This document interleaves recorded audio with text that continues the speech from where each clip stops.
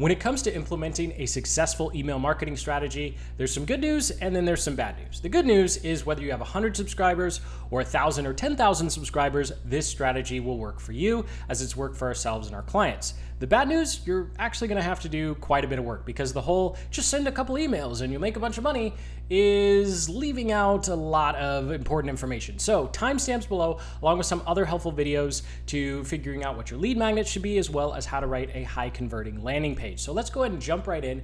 The very first step to any successful email marketing strategy is going to be segmenting your list. And that is segmenting your list on the front end, not doing all these fancy automations in the back end. All of that is something that you can do way down the road, and it's not nearly as important as making sure you know why someone joined your email list. Now, practically what this means is you're going to need multiple lead magnets. You shouldn't just have one lead magnet.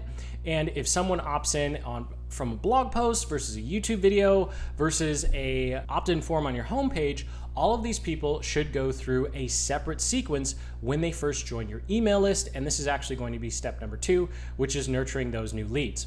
Now, when it comes to email marketing, the power of email marketing is being able to send messages to people for free for a specific product, service, offer, or content, right? That's what makes it so great. You don't have to be at the mercy of a social media algorithm, and you don't have to pay in order for your ads to show up in front of them. Now, of course, we need to actually know what people are interested in, right? We just want to send a bunch of random emails. And so this is where the lead nurturing sequence comes in. So whenever someone joins your email list from one of the different places that they've opted in, they should receive a 5 to 7 email sequence that is specific to them, because this is one of the few times in your email marketing where you're going to know exactly what to offer people. And why do you know this? Because you're properly segmenting people. If someone opts in from your homepage versus a landing page that's talking about how to grow a YouTube channel and your homepage is talking about lead magnets, well, then you're going to actually want to have different email sequences for those people when they first join your list. You don't want to send them both the same emails because you know one person's interested in topic A and one person is interested in topic B. And so you want to have a separate email sequence that sells a product about topic A and a product about topic B. I know it sounds simple, but it is a lot of work and quite a bit of a headache because now instead of just having one email sequence that everyone who opts in to your email list goes through, now you're going to have anywhere from 5 to sometimes 10. I think right now we're sitting around 10 different email sequences. But don't worry, when it comes to broadcasts in 2 sections, it'll get a lot simpler. So essentially what you want to do here is you want to empathize, energize, and expand. And so you can go ahead and pause on this slide. These are the 5 emails that I recommend sending. But essentially the first email, you're going to deliver the lead magnet. And then emails 4 through 5, you're going to empathize, expand, and energize and make an offer. And so can be one of your own products or services, or this can be an affiliate offer. But what's most important here, what makes this so powerful, is you're going to be talking about one topic because they just opted in for a lead magnet, they just joined your email list, and because you are segmenting everyone, you know exactly what kind of topic they're interested in. And so for the next week, you're going to talk about just that topic and see if they decide to purchase a product or service. And then after those 7 days, you're just assume that they're no longer interested, and then you'll drop them into your broadcast list. Now, before we get to our broadcast list, we need to talk about plain text emails.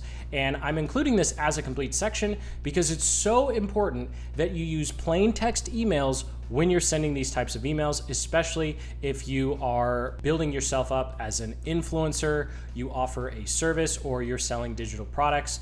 Of course, e-commerce, you can kind of get away with fancy emails, although that's a whole nother problem. So just go ahead and send plain text emails because you want your emails to look like they came from a real person. Now, yes, we're using automations. I recommend using MailerLite or ConvertKit, just depending upon your business. ConvertKit for affiliates, MailerLite for actual businesses that have products of their own.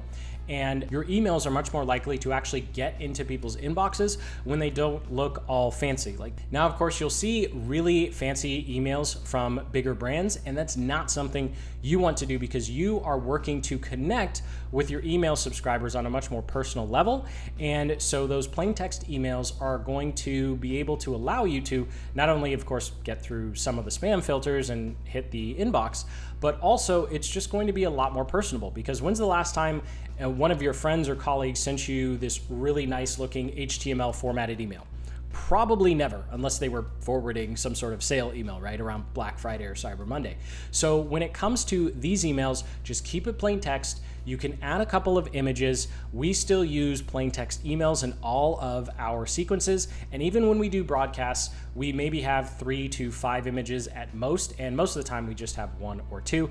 And it's always just one plain text row. So you don't need to be fancy here. Okay, I'll get off that soapbox. Now let's talk about the broadcast sequence. So once someone's gone through that first 5 to 7 emails that you've sent, and of course that's hyper targeted because you know the lead magnet or where they opted in from, now you're not quite sure what to do. This is the part where you're a little bit in limbo with your email subscribers, because either they purchased or they didn't, and whatever they did during that lead nurturing sequence actually doesn't matter at this point, because it's been 7 days. So we're just going to assume, like the ADD culture that we live in, they've completely forgotten about that topic, right? So we want to drop them into a broadcast sequence now, and this is going to be the majority of your list. So anyone who's been on your list more than 5 to 7 days will most likely be in this broadcast bucket. And so what do? Well, you're just going to send pretty much random emails to see what they're interested in, because at this point, we have no idea. So your broadcast sequence is probably going to look something like this, where every 3 to 4 emails, you'll have some sort of sales email where either you're going to talk about another one of your products or services, or you make an affiliate offer. Of course, you don't want to do that for every single email. So that's why I'm saying every 3 to 4 emails. So you pretty much only make an offer at maximum once per week. And so this is an example of some of the types of emails you can send. You can send out emails about new content. You can send emails about just a personal breakthrough or aha moment you had, and this is just sharing your own personal experiences. You can look at industry news and share something that you think is important to your email subscribers in your niche or industry, and of course provide some commentary. One of the awesome things about email is you don't really have to worry about terms of service or what you're sharing, and so you can be a lot more open in email than you can, let's say, in a YouTube video like this one. And then, of course, the last two, sharing more content, and then a big roadblock. You can share a personal story of something you've struggled with in the past, and roadblock emails work really, really well for segmenting people into another rapport sequence. So if we go back to the other diagram, you can see if someone clicks a link on to check out the affiliate offer or check out some sort of other offer, then you can send them a couple more emails talking about that specific offer before you drop them back into your broadcast list. Of course, that's a little bit advanced. So at the very least, every 3 to 4 emails in your broadcast sequence, you can go ahead and send out some sort of offer. You can automate this, or you can go ahead and just send these out on a weekly basis, just based upon what's happening in your business or your industry. Now it's time to just sit back, relax, and send out the emails and do nothing. Okay, well, probably not, right? We're going to actually need to measure the results and figure out how we can improve our sequences. So the first thing that you're actually going to want to focus on split testing, and this is going to be you try version A and version B and you see which one performs better, is going to be your advertising, your content headlines, and then of course your landing pages or your homepage or blog posts. So those are going to be where you want to spend the majority of your time. And then with your emails, you're going to go ahead and split test your broadcast emails. So those emails that you send out to everyone, and you're probably doing it manually, you can try different headlines, you can try different body copy, and most email service providers will actually allow you to split test those broadcasts. The only service provider that allows you to split test emails inside an automation, unfortunately, is ActiveCampaign. And I'm going to tell you from personal experience and client experience, you do not need ActiveCampaign unless you have like 10K plus subscribers and you're already making money from your list. Please don't go spend hundreds of dollars a month. Something like MailerLite or ConvertKit is more than enough to get you profitable with your email marketing. Now, when it comes to actually split testing your email sequences, something that you want to keep in mind is changes you make with your content, with your landing pages, with your ads are going to dramatically affect how your emails perform. So just bear with me here. This is probably going to be the most important part of this entire strategy. let's say, for example, you've been sending out email, you start an email sequence in April, right? So April and May, you start an email sequence and it does really, really well. You're like, wow, this lead magnet's converting great. These emails are actually driving sales to our affiliate offer. This is awesome. And then in July, all of a sudden, the results just changed. Like someone flipped a switch and said, you know what? Nope, it's not going to work anymore.